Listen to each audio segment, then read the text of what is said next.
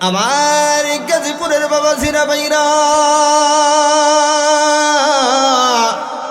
এখন পর্যন্ত যারা রাস্তাঘাটে দোকানপাটের মধ্যে বাসার আঙ্গিনায় বিভিন্ন জায়গার মধ্যে বসে রইলাম রে যুবক ভাই,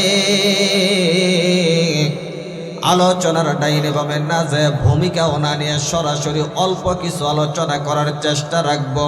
ওয়া তাওফীকি ইল্লা বিল্লাহ, একবার চিৎকার দিয়া বলুন না আমিন। এই যে জান্নাতের বাগানের ভিতরে আমরা বসতে পেরে আমাদের জীবন বড় ধন্য হয়ে গেল। এই জান্নাতের বাগানের ভিতরের বাবা সবাই বসতে পারে না। আমার আল্লাহ যাদের নামটা ওই পরকালের জান্নাতের নির্দিষ্ট নামের তালিকার মধ্যে উঠায় রাখছে, ওই সমস্ত বান্দাদেরকে দুনিয়ার এই জান্নাতের বাগানের মধ্যে আমার আল্লাহ বসার সুযোগ করে দেয়। একবার জোরে জোরে বলুন সুবহানাল্লাহ। এই জন্যই জান্নাতের বাগানের ভিতরে আমরা যারা বসতে পেরেছি, ও মুসলমান বুঝে থাকলে বলুন তো দেখি আমরা জান্নাতে যাব কি যাব না? আর একটু জোরে বলুন, যাব কি যাব না? তাহলে এই জান্নাতের বাগান সুন্দর করার জন্য 1 মিনিট রে বাবা একটু পরিশ্রম আমরা করতে পারবো তো ইনশাআল্লাহ? কথা কয় না কে পারবো তো বাবা? এই জন্য জান্নাতের বাগানটা সুন্দর করার জন্য আমি আপনাদের সাথে 1 মিনিট বেয়াদবি করব রে বাবা। এই প্যান্ডেলের ভিতরে যারা বসে আছেন 1 মিনিটের জন্য শুধু একটু কষ্ট করে দাঁড়ায়া যা। লিল্লাহে তাকবীর। এখন যারা দাঁড়াইছেন জান্নাতের বাগান সুন্দর করার উদ্দেশ্যে সামনের দিকে আসেন। একটু পরিমাণ জায়গা রে বাবা সামনে থাকবে না, বসার অনুমতি কিন্তু হয় না। এই বাবা এ বসেন কা, আসেন আসেন, আগে সামনে আসেন, কোনো জায়গা থাকবে না। যারা সাইড দিয়ে দাঁড়াই রয়েছেন অতি তাড়াতাড়ি ঢুকে পড়েন, মসজিদের ভিতরে ঢোকেন। এই যে এই পাশে আসেন, সামনে আসেন বাবা, সামনে আসেন। মন চাইলে যাবেন কেন, সমস্যা নাই, মন চাইলে যাবেন কেন, একটু আসেন, জান্নাতের বাগানটা সুন্দর করেন। আলহামদুলিল্লাহ। এখন বসে, এখন দেখেন কত সুন্দর লাগে।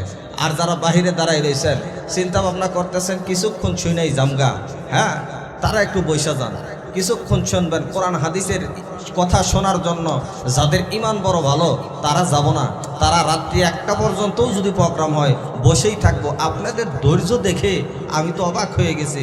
আমাদের টাঙ্গাইলের মানুষের এত ধৈর্য নাই হুজুর, আমাদের টাঙ্গাইলের মানুষের ধৈর্য খুব কম।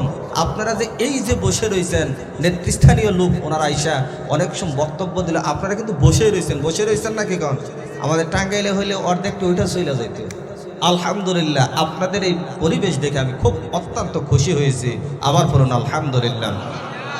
আজকে এই জান্নাতের বাগান আমরা পেয়েছি এই হলি কোরআন মাদ্রাসা বালক বালিকা শাখা, এর উদ্দেশ্য করে আমরা আজকে জান্নাতের বাগান পেয়েছি। আরেকবার বলি আলহামদুলিল্লাহ। কিন্তু এত সুন্দর জান্নাতের বাগান পেয়ে রাস্তাঘাটে ঘোরাফেরা করতেছি, আমার যুবক ভাইরা চিন্তা ভাবনা করে আমাদের তো এখনো বয়স হয় নাই মাহফিলে ওই প্যান্ডেলের মধ্যে বসার জন্য। আমাদের শরীরের রক্ত বড় গরম, আমার দাদাই বেঁচে আছে, আমার বাবাই বেঁচে আছে, এরা দুনিয়ার জমিন থেকে আগে দাদাই মারা যাবে, এরপর আমার বাবা মারা যাবে, এরপর আমার মরার সিরিয়াল আসবে। এমন চিন্তা ভাবনা করে কি করে না? আমার মুসলমান বন্ধুরা, আমার কলিজার টুকরা যুবক ভাইরা, আমার যুবক ভাই, এই দুনিয়ার জমিনের মধ্যে আসার যেমন একটা সিরিয়াল আছে। আমার দাদাই আসতে, এরপর আমার বাবা আসতে, আমি আসতে, আমার সন্তানেরা আসবে। এই দুনিয়ার জমিনের মধ্যে যেমন আসার একটা সিরিয়াল আছে রে বাবা, এই দুনিয়ার জমিন থেকে যাওয়ার কোন সিরিয়াল আছে? আরো জোরে বলুন আছে। এই জন্য দুনিয়ার জমিন থেকে যাওয়ার কোনো সিরিয়াল নাই। কত দাদা বেঁচে আছে, নাতি চলে যায়, বাবা বেঁচে আছে, নাতি কবরের মধ্যে চলে যায়। ওরে সোনার ভাই, এই জন্যই দুনিয়ার দুনিয়ার জমিনের মধ্যে একটা সেকেন্ডের ভরসা নাই রে ভাই যুবক। তুমি রক্তের কোন গরম দেখাও, আমি অনেক দিন পর্যন্ত বাঁচবো। আজকে রাত্রিবেলায় শুয়ে যদি দুইটা চক্ষু বন্ধ হয়ে যায়, তাহলে আগামী দিন আর সকাল তোমার জন্য হবে না রে ভাই যুবক। এই জন্য অনেক যুবক আছে রাত্রিবেলায় মায়ের হাতের রান্না খাইয়া বিছানার মধ্যে শুয়ে যায়, কিন্তু জীবনে আর তার সকাল হয় না, পরকারে চলে যায়। আসে না নাই? এই যে একের পর এক আমার জীবন থেকে যে একটা দিন চলে যাচ্ছে। এই যে আজকে জুমার দিন সকাল হয়েছিল, সন্ধ্যা হয়ে গেছে, আমার জীবন থেকে একটা দিন মাইনাস হয়ে গেল। আমি একটা দিন মরণের দিকে আগাই গেলাম, কিন্তু এই চিন্তা তো আমি কোনোদিন করলাম না। দিনের পর দিন ঘুমের করে ফজরের নামাজগুলি চলিয়া যায়, মুসলমান যুবক নামাজগুলি আদায় করে না। আছে না নাই? কেমন করে ঘুমাও তুমি, কেমন করে ঘুমাও তুমি, ফজর করে কাজা এমন তো হতে পারে, জহুরে জানাজা তোমার এমন তো হতে পারে, জহুরে জানাজা। জোরে কোন কথা ঠিক না ব্যাঠে? কেমন করে ঘুমাও তুমি, কেমন করে ঘুমাও তুমি, ফজর করে কাজা এমন তো হতে পারে, জহুরে জানাজা তোমার এমন তো হতে পারে, জহুরে জানাজা। কথা কোন ঠিক না ব্যাঠে? মুসলিম হয় না জন্ম নিলে মুসলমানের ঘরে, কাফের মুমিন তফাতটা হয় নামাজের কারণে। ও ভাই নামাজের কারণে। এই জীবনে নামাজ জানো, এই জীবনে সালাত জানো, হয় না কবু কাজা এমন তো হতে পারে, জহুরে জানাজা তোমার এমন তো হতে পারে, জহুরে জানাজা। চিৎকার দিয়া বলুন না মারহাবা। আমার ভাইরা, আমার বন্ধুরা, এইবার দিলের ক্যান্টা লেগে দেই রে বাবাজি। আমি বেশি লম্বা আলোচনা করবো না, রাত্রি অনেক হয়ে গেছে। ডাইনে বামে তাকাবেন না রে বাবাজি, আমার দিকে তাকায় থাকেন। আমার মুসলমান বন্ধু, আমি আপনাদের সামনে কোরআনুল কারীম থেকে যে আয়াতে কারিমা তেলাওয়াত করেছি, তার সারমর্ম নিয়ে কিছু আলোচনা করব। ওয়ামা তাওফীকি ইল্লা বিল্লাহ। চিৎকার দিয়ে বলুন না আমিন। বাবা, তার আগে কথা এসে গেল, এই নামাজ আমাদের দরকার আছে না না? এই যে আমার দিকে ডাইনে বামে কোনো দিকেই তাকানো যাবে না, আমার অভ্যাস খুব খারাপ। এই জন্য আমার দিকে তাকায় থাকবে, নয় কিন্তু ওয়াজ হবে না। আমার ওয়াজ শুনছেন এর আগে? আপনাদের এলাকায় আসতে কি করেন? আসিও নাই, শোনানো নেই। এক এক বক্তার এক এক ক্যাটাগরি, এক এক অভ্যাস থাকে না? কথা কান না। আমার অভ্যাস হলো আপনারা অন্য দিকে মনস্ক হবেন না, মনোযোগে দিবেন না। আমি যা বলবো খুব গুরুত্ব দিয়ে শুনবেন ইনশাআল্লাহ। এই যে নামাজগুলি চলে যায় আমাদের জীবন থেকে, এই নামাজগুলি আমাদের দরকার আছে না না? আরেকটু জোরে আছে না নাই? মসজিদের মধ্যে নামাজি আমরা নামাজ পড়ার জন্য যাই, নামাজের মধ্যে যে দাঁড়াই, যখন ইমাম সাহেব তাকবীরে তাহরিমা বলছে আল্লাহু আকবার, ইমাম সাহেব বলছে, আমরাও সাথে সাথে বইলা নামাজের মধ্যে দাঁড়াইছি। এইবার মনোযোগ কি আমাদের নামাজের ভিতরে আছে বাবা? কথা হয় না। মনোযোগ নামাজে আছে, মনোযোগ নাই নামাজের মধ্যে। আবার দেখবেন নামাজের মধ্যে দাঁড়াইয়া মনোযোগ তো নামাজে নাই। আপনাদের শহর এলাকার ভিতরে দেখবেন মাঝে মধ্যে, আপনাদের এইদিকে হয়তো যায় না, আমাদের টাঙ্গাইলে মাঝে মধ্যেই কারেন্ট চলে যায়। আপনাদের এদিকেও কি যায়? মনে করেন নামাজের মধ্যে দাঁড়াইছে, এখন এই আল্লাহর বান্দা তো আর মনে নাই যে নামাজে দাঁড়াইছে। নামাজে দাঁড়ায় বিভিন্ন চিন্তা ভাবনা করতেছে, হায় হায় দোকান যে খুইলে রেখে আসলাম, শাটার তো নামাইলাম না, আবার সোরে কি মালটাল নিয়ে দৌড়াই নাকি। এই সমস্ত চিন্তা ভাবনা করতে করতে হঠাৎ করে গেছে কারেন্ট যায় না? কথা কয় না? কারেন্ট যায় না? কি কন? কারেন্ট যখন গেছে, এর তো নামাজের চিন্তা নাই। কারেন্ট যাওয়ার সাথে সাথে নামাজের মধ্যেই কই হচ্ছে হে আছে না না? এরকম হয় কি হয় না? এত আর মনে নাই, নামাজে কয় হে, তার মানে গেছে, কারেন্ট গেছে। কি কর, আর মনে নাই। এরকম নামাজি আছে না নাই? আবার আমাদের টাঙ্গাইলের মধ্যে একদল নামাজি আছে, মসজিদে যাইয়া এই যে দেখবেন মসজিদের মধ্যে আপনারা যদি একটা মসজিদ দেন, এই জায়গায় এক ফ্যান, এই জায়গায় এক ফ্যান, এই এক ফ্যান, এই এক ফ্যান, ফ্যান দিয়ে মসজিদ বইরা ফেলাইছে, আছে না কি কন? টাকা যদি বেশি থাকে এসি লাগাই নেবেন। ফ্যান দিয়া বইরা যখন ফালাইছে, কিছু কিছু ভদ্রলোক আছে দেখবেন যে লুঙ্গি একটা পিন্দা, টি শার্ট একটা গায়ে দিয়া যাইয়া নামাজে দাঁড়াইছে। কথা হয় না, কথা মনে হয় বলছেন, আছে না নাই? দাঁড়াইছে যখন, ফ্যান যখন শক্তি একবারে স্টার্ট দেয়, এই বাতাস কি আর এক জায়গায় থাকে কি কয়? এই বাতাস দেয়ার নিচে টাইলসের মধ্যে বাড়ি মাইরা এবার উঠতেছে, পাস হইতেছে লুঙ্গির ভিতর দেওয়া, হয় না কি কর? লুঙ্গির ভিতর দিয়ে পাশে একদম লুঙ্গি ফুইলা একদম ডোল হইয়া রয়েছে। আপনারা কি কন এটারে? আর কি কন এটারে? বের হইয়া মানে ফুইলা গেছে লুঙ্গি। এখন পিছে দিয়ে যারটা সুন্নত করতেছে, ও তো সিজদায় গেছে, ও তো আর জানে না। ও সিজদায় থেকে উঠপান নিয়ে মাথার মধ্যে লুঙ্গি বাজাই দিয়ে উঠে পড়ছে, আছে না নাই? এইরকম হয় নামাজি। এই জন্য মসজিদে যাব, মনোযোগ জানি নামাজের মধ্যে থাকে, নামাজগুলি সুন্দর করে পড়ব। চিৎকার দিয়ে বলুন আমিন। আমার ভাইরা, আমার বন্ধু, রাগ করতেছেন আপনারা? ওয়াজ যদি 1 ঘন্টার সময়, আসলে আমি কেবল ছুরি করি নাই, ওয়াজের আগামাতায় যাই নাই, শুধু খুতবাটা পড়ছিলাম। 1 ঘন্টার সময় করলে তো প্রধান বক্তা এই সময় পাবো না, প্রধান মেহমানও আছে। 1 ঘন্টা না, অল্প সময়ের ভিতরে দেখি কিছু আলোচনা করা যায় কিনা। আবার এই যে প্রধান অতিথি সাহেব 50,000 দেওয়া গেল, আপনারা কয়েকজন আছেন 50,000 করে দিবেন নিয়ত করে বই রয়েছেন। আবার কয়েকজন আছে হুজুর আমি অত দিহাম না, 20,000 করে দিব। এই রহমত মনে হয় 10-15 জন আছেন, হয়তো তাদের কাছ থেকে একটু নেওয়া লাগবে। তার আগে কিছু আস্ত করার লাগবে, কি কর? যেহেতু সেই টাঙ্গাইল থেকে কষ্ট করে আসতে, কিছু আজ শুনবেন তো ইনশাল্লাহ, ওয়াজগুলি শুনবো। এই জন্য আমি বলবো আমার নিজের এখলাসের নিয়তে, ইসলাহ হওয়ার জন্য, আপনারাও শুনবেন এই নিয়তে। চিৎকার দিয়ে বলুন আমিন। আমার ভাইরা, আমার বন্ধুগণ, এইবারে দিলেন কানটা লাগাইয়া দেন। আমার আল্লাহ পাক রব্বুল আলামিন বলেন, ইয়া আইয়ুহাল্লাযীনা আমানু হাল আদুল্লুকুম আলা তিজারাতিন তুনজিকুম মিন আযাবিন আলীম।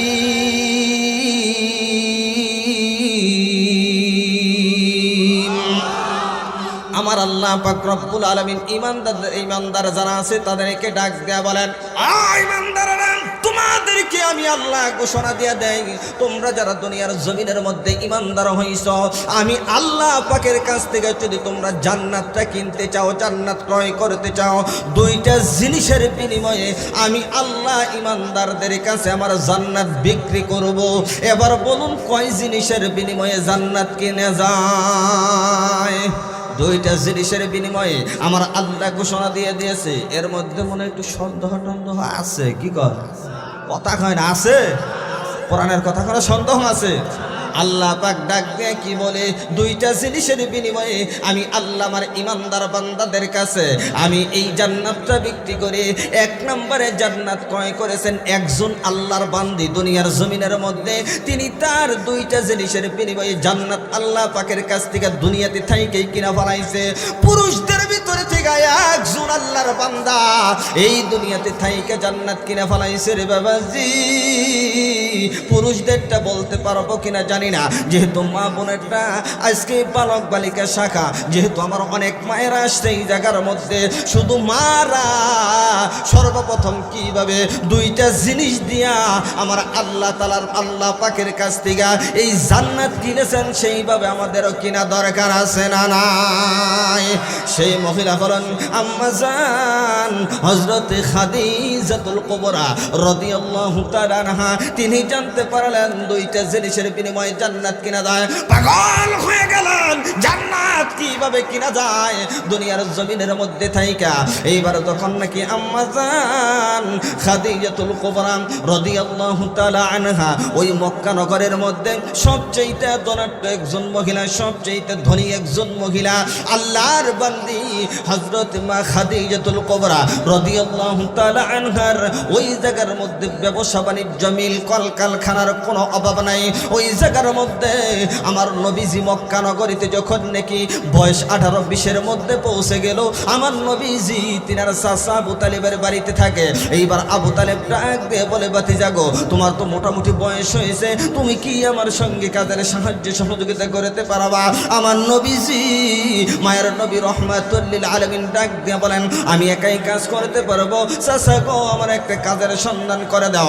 নবীজির চাচা আবু তালেব এইবার মা খাদিজার বাড়ির সামনে চলে গেল আমার আপনার নবীকে নিয়া।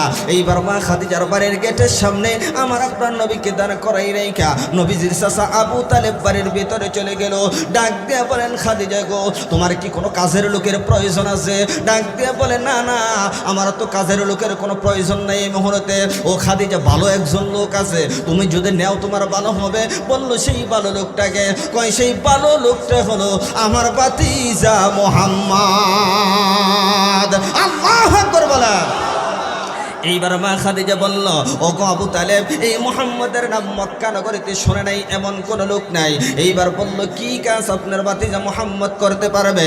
এইবার আবু তালেব ডাক দিয়ে বললেন, আমার ভাতিজাকে কি কাজ আপনি দিবেন? কয়, আমার কাছে একটা মাত্র কাজ আছে, এই কাজ যদি আপনার ভাতিজা যদি করতে পারে তাহলে আমার এখানে চাকরি পাবে।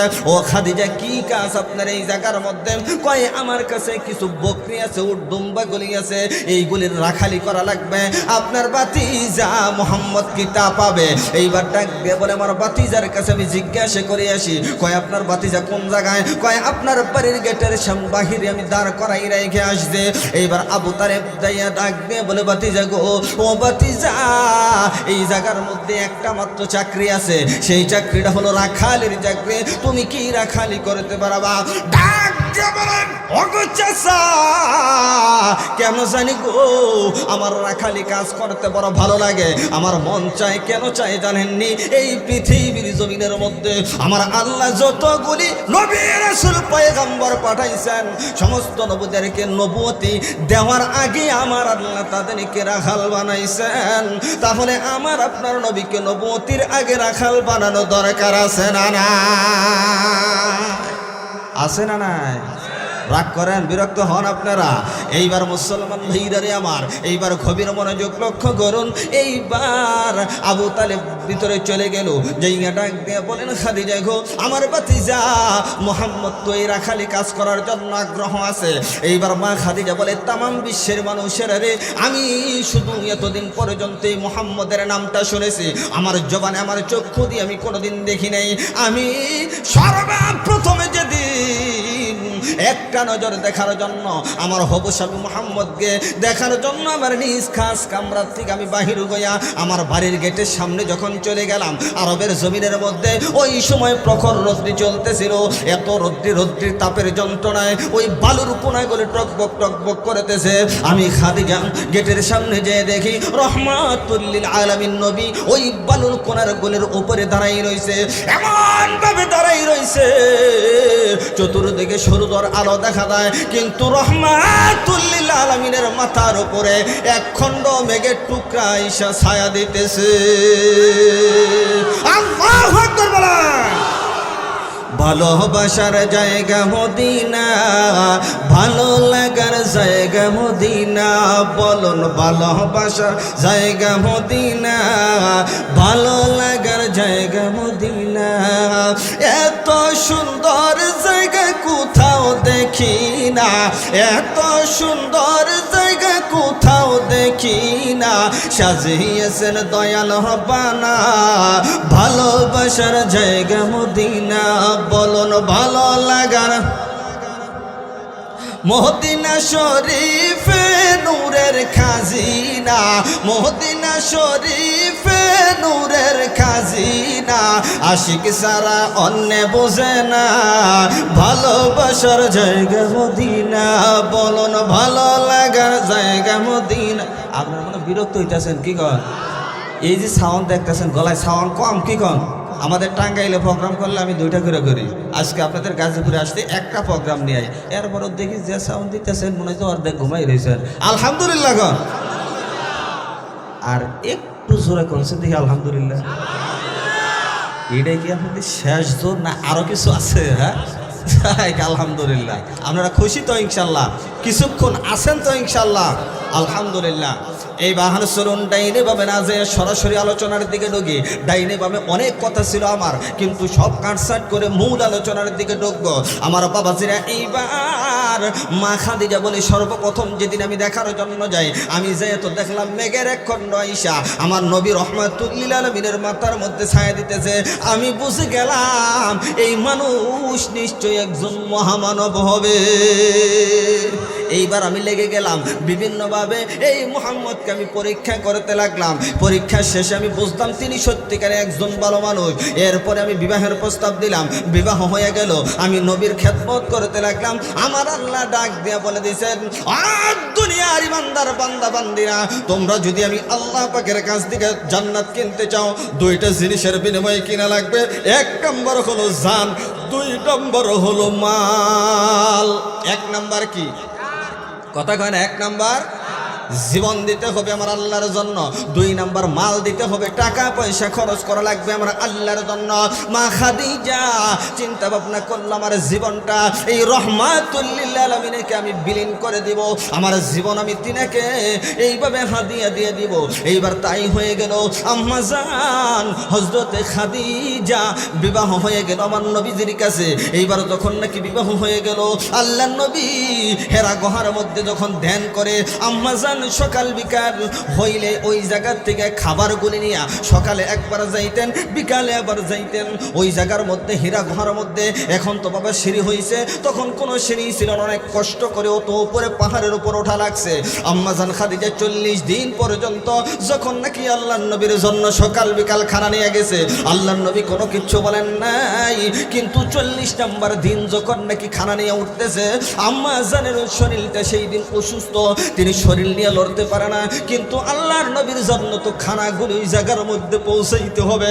আম্মা জান শরীরটা বড় অসুস্থ লইয়া খানা হাতের মধ্যে নিয়ে মস্কের ভিতরে পানি লইয়া এইবার রওনা হয়ে গেল হীরা পর্বতের দিকে। সিঁড়ি উঠতেছে, কিন্তু আম্মা জান সিঁড়ির উপরের দিকে আর উঠতে পারে না, মাঝ পর্যন্ত যায় বসে পড়েছে, ওই জায়গার মধ্যে বসে রয়েছে, বিশ্রাম নিতেছে। এরপর আবার কিছুক্ষণ পরে আবার উপরের দিকে ওঠা আরম্ভ করেছে, আবার উঠতে পারে না, শরীর বড় ক্লান্ত হয়ে গেছে, আবার বসে পড়েছে। এইভাবে আল্লাহর নবী দেখে ফেলেছে। এমন সময় নবীজির কাছাকাছি যখন চলে গেছে, আমার নবীজি মা খাদিজাকে দেখে মুস্কি মুস্কি হাসতেছে। একবার জোরে জোরে বলা যাবে কি সুবহানাল্লাহ?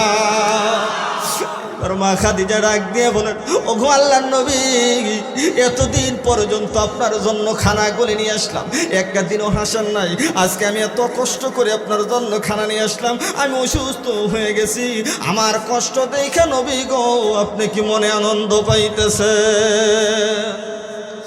আল্লাহর নবী ডাক দিয়ে বলেন, খাদিজা রে, না না না, তোমার কষ্ট দেখে আমি মনে আনন্দের জন্য হাসি না। তাহলে কেন আপনি হাসেন, মুস্কি মুস্কি হাসেন? ওরে খাদিজা, আমি তো মনের আনন্দেই হাসি। কেন গো নবী, আমার কষ্ট দেখে কি আপনার মনে এত আনন্দ? না রে খাদিজা, তোমার এই কষ্ট দেখে আনন্দ না, কেন আনন্দ? তোমার এই কষ্ট দেখিয়া আমার মহান রব্বে কারীম, আমার মহান রব্বুল আলামিন এত পরিমাণে খুশি হয়েছে, আমার আল্লাহ খুশি হইয়া, খাদিজা আমার আল্লাহ তোমার প্রতি খুশি হইয়া জিব্রাইলের মাধ্যমে আমার আল্লাহ তুমি খাদিজাকে সালাম জানাইছে। ওরে খাদিজা, এই জন্য আমি হাসি, এই সুখের জন্য আমি হাসি। এইবার সংক্ষেপ করে দিলেন আম্মা জান খাদিজা রাদিয়াল্লাহু তাআলা আনহা দুনিয়ার জমিন থেকে বাবা ইন্তেকাল করবেন, বিদায় নিয়ে চলে যাবেন। এমন একদিন এক মুহূর্তে আল্লাহর নবীকে ডাক দিয়ে বলেন, ওগো নবীজি, মায়ার নবী রহমাতুল লিল আলামিন গো, আমি তো দুনিয়ার জমিন থেকে বিদায় নিয়ে চলে যাব, কিন্তু আপনার কাছে 3টা ওসিয়ত। কয়টা ওসিয়ত? আরো জোরে বলুন, কয়টা ওসিয়ত? সহি কিতাবের মধ্যে আলোচনা 3টা ওসিয়ত। কি কি ওসিয়ত? আম্মা জান ডাক দিয়ে বলেন, আল্লাহর নবী গো, আমি দুনিয়ার জমিন থেকে বিদায় নেওয়ার আগে 3টা ওসিয়ত করে যাব, 3টা আবদার করব। নবী, আপনি আবদারগুলি রাখবেন কিনা? আল্লাহর নবী ডাক দিয়ে বলেন, খাদিজা গো, আমাকে ভালোবাসা তোমার জীবন তুমি বিলি কইরা দিছো রে খাদিজা। তোমার কোটি কোটি টাকার সম্পদ ছিল, এই মক্কা নগরের মধ্যে সবচাইতে ধনী মহিলা তুমি ছিলা। ওরে খাদিজা, আল্লাহর জান্নাত কিনতে যায় তুমি সব সম্পদগুলি আমার উম্মতের জন্য দান করে দিস। ও খাদিজা, আজকে তুমি দুনিয়ার জমিন থেকে বিদায় নিয়ে চলে যাবা, তুমি কি আবদার করবা, কি চাইবারে আমার কাছে? আম্মা জান খাদিজা ডাক দিয়ে বলেন, নবী গো,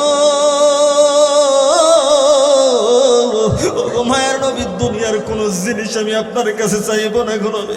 ও খাদিজা, তুমি কি চাইবারে আমার কাছে? এবার মা খাদিজা ডাক দিয়ে বলেন, নবী গো, আমি দুনিয়ার জমিন থেকে বিদায় নিয়ে যেই দিন চলিয়া যাব, আর আমি দুনিয়ার সাধারণ কোন কাপড় দিয়া আমি খাদিজাকে দাফনের কাপড় পরাবেন না গো নবী। ও গো খাদিজা, তাহলে কি তোমার কাপড় দেব কোথায় দিকে? ও গো নবীজি, আপনার শরীর মুবারকের মধ্যে যেই জুব্বা মুবারকটা পরিহিত থাকবে গো নবী, ওই জুব্বাটা খুলিয়া আমি খাদিজার কাফনের কাপড় বানাই দিবেন। একবার জোরে জোরে বলুন না সুবহানাল্লাহ। এবার বলল, ঠিক আছে, 2 নাম্বার আবদার তোমার কি রে খাদিজা? যদি খাদিজা দুইটা চোখের পানি ফেলে কান্দে, নবী গো, ও গো মায়ের নবী, 2 নাম্বার আবদার হল, আমার যখন ইন্তিকাল হয়ে যাবে দুনিয়ার জমিন থেকে, আমার জন্য কবর যখন খনন করবেন গো নবী, ওই কবরের মধ্যে আপনি নবী রহমাতুল লিল আলামিন আগে নাইমা যাবেন। ওই কবরের মধ্যে নাইমা, কবরের মধ্যে শুয়ে একবার ডান দিকে গড়ে দিবেন, আবার বাম দিকে গড়ে দিবেন গো নবী। ও খাদিজা, ওই কবরের মধ্যে নাইমা আমি কেন ডান দিকে আর বাম দিকে গড়ে দেব? এই জন্য করে দিবেন, আমার আমলের অবস্থা আমি জানি না। আমারে আল্লাহ পাক সালাম জানাইছে, জান্নাতীয় ঘোষণা করেছে, এরপরও আমার অন্তরের মধ্যে বড় ডর, ওই কবরের মধ্যে গেলে আমি খাদিজাকে না জানি জাহান্নামের আগুন পাকড়াও করে। ওগো নবীজি, মায়ের নবী গো রহমাতুল লিল আলামিন, কিন্তু আমার এতটুক পর্যন্ত ইয়াকিন আছে, বিশ্বাস আছে, আপনি নবী যদি আমার কবরের মধ্যে নাইমা একবার ডান দিকে যদি করে দেন, আবার বাম দিকে যদি করে দেন গো নবীজি, আমার মন সাক্ষী দেয় রহমাতুল লিল আলামিনের পবিত্র শরীর মুবারক যেই কবরের মধ্যে লাগছে, আমার আল্লাহ ওই কবরের ভিতরে জাহান্নামের আগুন দিবে না। আল্লাহু আকবার বলেন। এইবার আমার নবীজি 2টা চোখের পানি ফেলে কাঁদে, খাদিজা, 3 নাম্বার ওসিয়তটা তোমার কি? 3 নাম্বার কি ওসিয়ত তুমি করবা? ডাক দিয়া বলেন, নবী গো, দুনিয়ার জমিনের মধ্যে মানুষ কবরস্থ করিয়া কবরে বাঁশ দেওয়া শেষ হলে, মাটি দেওয়া শেষ হলে সব আত্মীয় স্বজনরা চলিয়া যায় গুরু। ওগো নবীজি, মায়ের নবী রহমাতুল লিল আলামিন আমাকে কবরের মধ্যে রাইখা সবাই যখন চলিয়া যাবে, আপনি নবী রহমাতুল লিল আলামিন আমার কবর থেকে যাবেন না গো নবী। আমার মাথা বরাবর দাঁড়ায় থাকবেন, আমার মাথার পাশে দাঁড়িয়ে থাকবেন। কেন রে খাদিজা? তোমার মাথার পাশে আমি দাঁড়িয়ে থাকবো। ওগো নবীজি, আমি শুনেছি আপনার কাছে কবরের মধ্যে নাকি মুনকার নাকির ফেরেশতা আসে, বড় ভয়ানক আকৃতিতে আসে।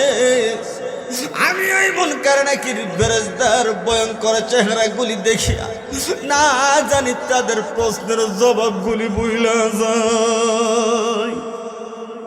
ওরে মা, ওরে বোন, মা খাদিজার মতো একজন আল্লাহর বান্দি, যিনি রাসূলের সর্বোচ্চ সেবা যত্ন করিয়া জান্নাতের সার্টিফিকেট পেয়েছেন, এই মা যদি বলে তিনি কবরের ভিতরে জান্নাতের আগুন দেখে ভয় পায়, ওরে মা, তুমি আর আমি কেমন নারী, তুমি কেমন নারী ওই কবর দেখে ভয় পাও না?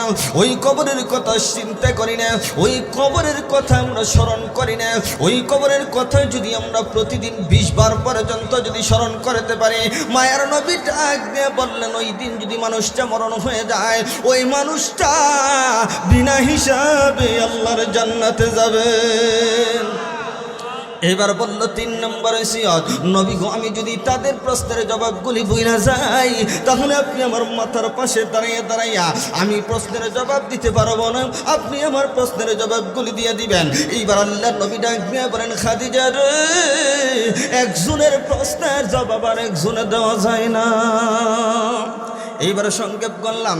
এইবার আম্মাজান খাদিজা রাদিয়াল্লাহু তাআলা আনহা দুনিয়ার জমিন থেকে বিদায় নিয়ে চলে গেলেন। বিরক্ত নেন আপনারা? আর কিছুক্ষণ, আর অল্প সময় আছেন তো ইনশাল্লাহ।